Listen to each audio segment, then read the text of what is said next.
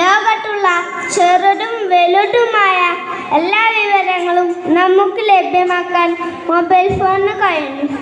Mobile phone നമുക്ക് എത്തിയ മാറ്റങ്ങൾ ചെറുതൊന്നുമല്ല.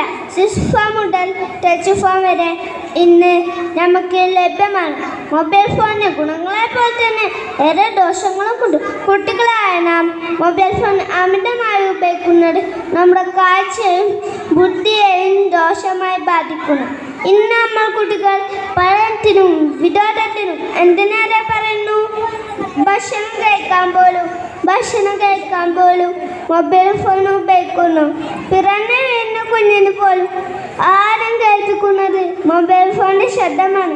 മൊബൈൽ ഫോണിലൂടെ താരാട്ട് കേൾപ്പിക്കുന്ന മമ്മിമാരുടെ എണ്ണം ഇന്ന് വർദ്ധിച്ചു.